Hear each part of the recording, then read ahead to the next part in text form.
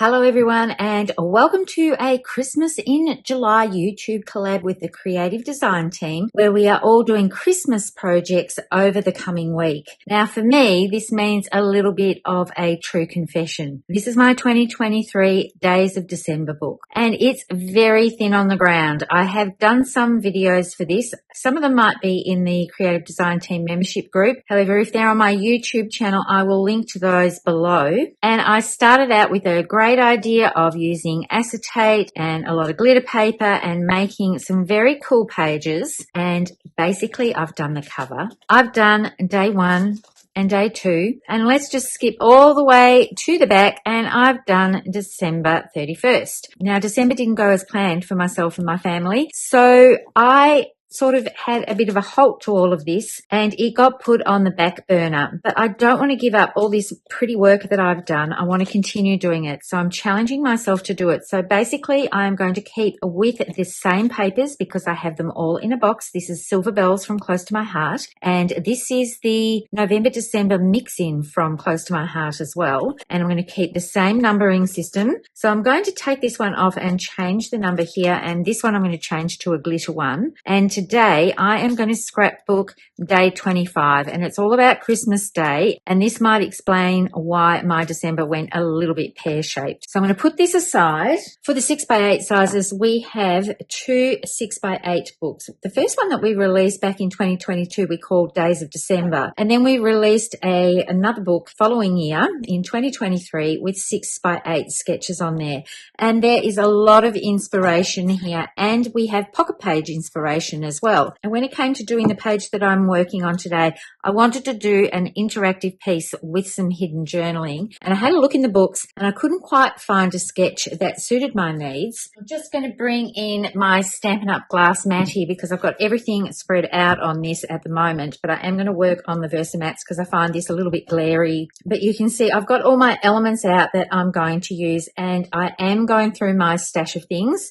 This was actually Christmas Day, and I have very bad family photos from Christmas Day because I ended up in emergency with my mother due to a fall that she had had a week prior to this and her deterioration of health. She was in hospital for quite some time. She was discharged, but then we ended up back in there on Christmas Day. We did manage to come back home again for a very late lunch, but the photos are not that great. I can't share family photos on YouTube or social platforms, so it's going to be a little bit of a hidden element. I'll probably put the family photo on the top. I'm going to have flip flaps underneath this with the other photos, and because I only have 2 more photos to use, I decided rather than trying to put all of them on a 6x8 page and have them all on display, a flip flap would work much better with this. And I'm going to have an interactive piece because a 6x8 memory protector that Close to My Heart had, the opening was on the side. So I'm going to show you how I'm going to do that. I'm going to talk about how I did my title. I've got all my elements here, and these I have just pulled from my stash of things. So you might remember the Sprigs and Leaves set. This is the die that I used to cut a lot of sprigs,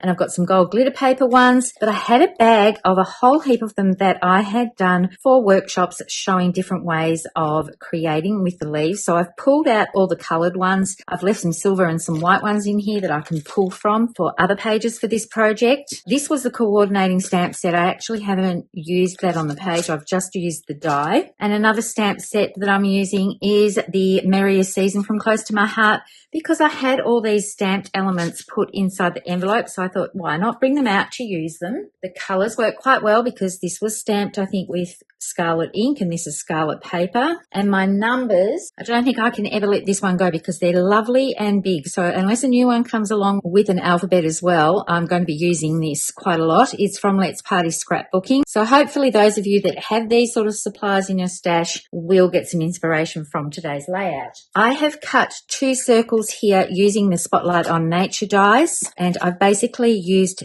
2 here that coordinate together. What I love about these is that there are different patterns and they all coordinate beautifully, so you can stack these up to create the layers that you want. I was thinking about doing the doily type layer or the line and dash one, but I think these ones with the indentation of lines around the edge works really well. So my 25 is going to sit on that. One thing I wanted to do was have this title, One to Remember.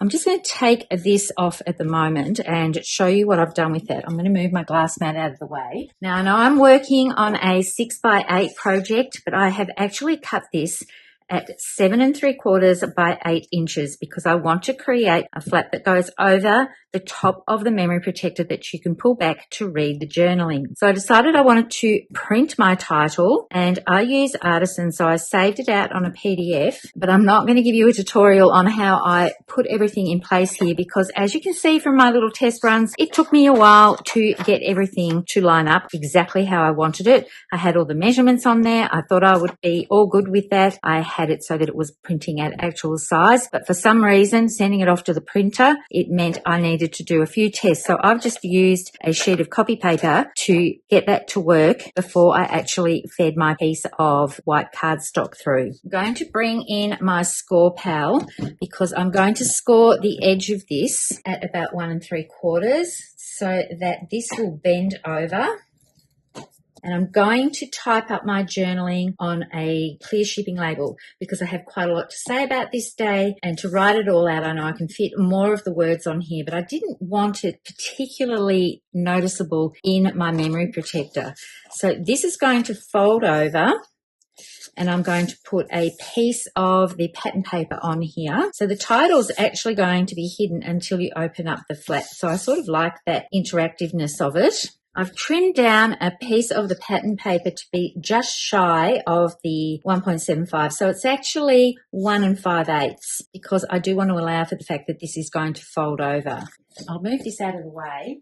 And then on this side here, I've got another sheet of this paper, and I have cut this at 4.5 by 8 inches. So I'm going to adhere that down here. Then I'm going to have my photo mat, and I'll have a flip flap. Now I'm using up some pieces of gold glitter paper that I had. Rather than cut into a full sheet, I thought I would put my photo mat right to the edge, and no one's going to know that this isn't quite the 8-inch length because it's going to be going over the edge here. And then my photo is going to go on top. I'm thinking that I might put another piece of glitter on this page on the fold over piece.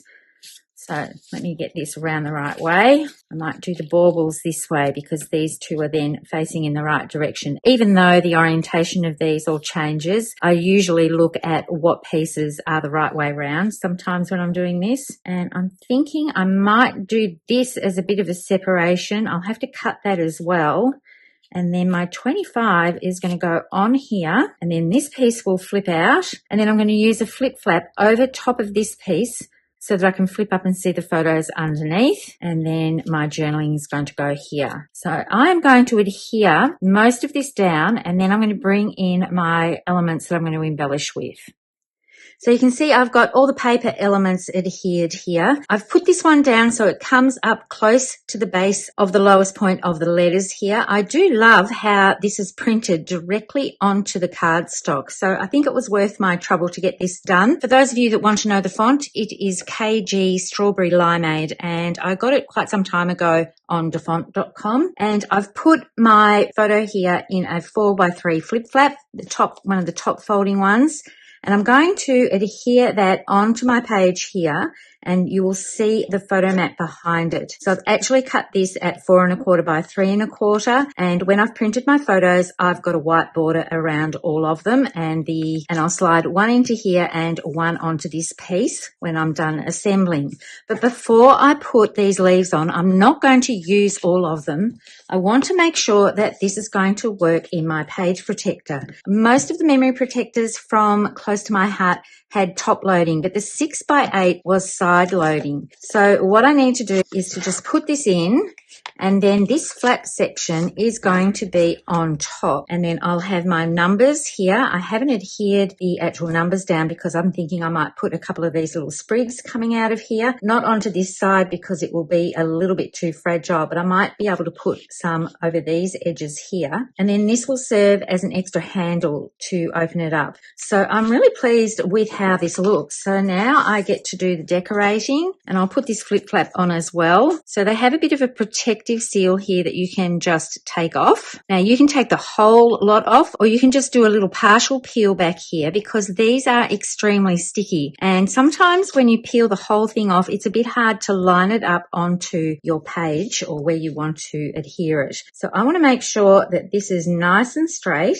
And I'm going to the edge of the paper here, because the 3x4 measurement is actually the inside pocket where the photo goes. So the outside of it is just a little bit larger, and that's nice and straight. So I can press down on this bit, and then I can just pull this release paper away.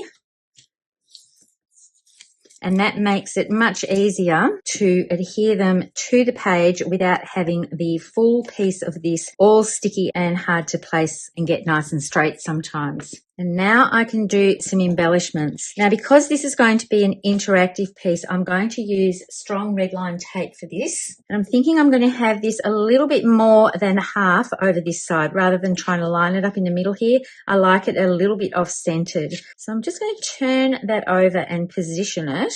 And then I'm going to draw a line down here so I know not to put my red line tape past this piece here. So I want to make sure that the red tape is totally hidden. I don't want it to be on this side. So I'm just going to turn this over and adhere it from the back. So I'm just going to slide that under and have the base of the circle at 1/2 inch from the bottom and put that down. I'm not going to put another circle over top of this. If I wasn't going to do a lot of journaling, I probably would put that on there so it's just cohesive across the page when you open it. But I do love how that works. So now it's time to do a little bit of decoration. So I'm thinking I'm going to have some sprigs. I want to put some so that they go over this white area here. And I'm going to mix it up between these two colors. This was rosemary and sage, and this I think was mink and rosemary that I inked up for these.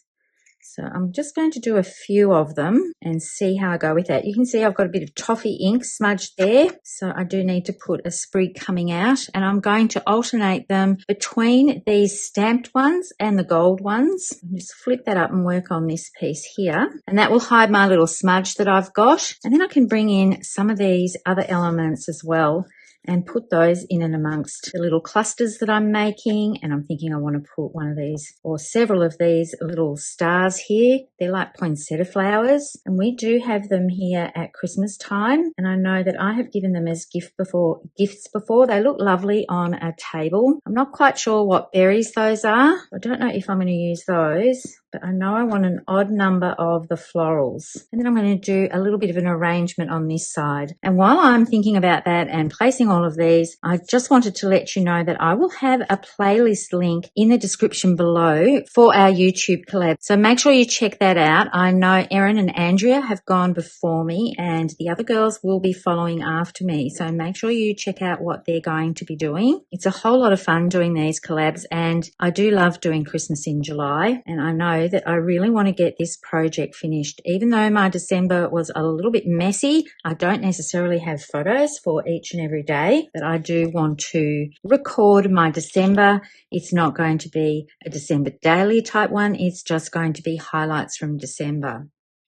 I've got all my pieces laid down, and I'm really happy with how this looks and how the interactive element is going to work on this piece. So I've pulled out the Silver Bells dots, and they're the ones that I'm going to be using throughout this project. And I'm just wondering if I might need a little bit more red on the page. So Stampin' Up! Have these cherry cobbler and pearl adhesive backed berries. That's a bit tricky to say when you're trying to say it fast. I'm not sure if it's going to be the right red, and I'm not sure if it's going to be too bright on the page. So it might pull a little bit of focus from this background paper. This is a 6x8 format, and I've got quite a lot going on with the gold glitter and the sprigs as well. And I do still want my focus to be on the photos. So I'm not sure if they're going to work. These pearl ones are absolutely gorgeous. They're picking up colour from here as well. So I think I might save these for another project and use the ones that I was planning on using to start with. So I'm going to use a mix of the white and the silver ones. I don't think I'm going to use the bronze ones. You can see I haven't used any bronze ones on this project, so they might be used for beach pages or something like that. And when it comes to the larger ones, sometimes it's good to have another element coming over top of it. And the grey is going to bring in the greys of the paper. And I really don't mind the colour of that silvery grey with the gold because it's all within this colour palette of the pattern papers here. Stampin' Up! Have released a golden green collection that I think is absolutely beautiful that I might use for this year's December daily. But I do know that they release a mini catalogue. I think it's from September through the end of December, and that's going to have more Christmas product. So I will be looking at that with a lot of interest to see what they have in store for us and what I might choose for my 2024 December daily project. But I really want to get this one finished before I start working on layouts for that one. I do love these mini albums, and they're a great way to record all the busy things that happen throughout December, whether they were planned or not. And if things don't go to plan, as quite often they don't, especially for actual Christmas Day, I still wanted to record this. I wanted to put this back into the album just to see how that would sit. And when all the pages are on top of here, I don't think it's going to matter when you're flipping through the completed book that this isn't adhered down. I'm going to leave this just like it is until I decide whether or not I need to put a little Velcro fastener on here. But I do love how that works, and I'm really happy with how my title is sort of hidden away as well to go with the story that's going to go on the inside flap here. So that's it for me for my Christmas in July YouTube collab with the creative design team. I can't wait to see what the other girls are creating. I know I always get inspiration from what they create as well. Thank you so much for tuning in. As always, happy crafting and bye for now.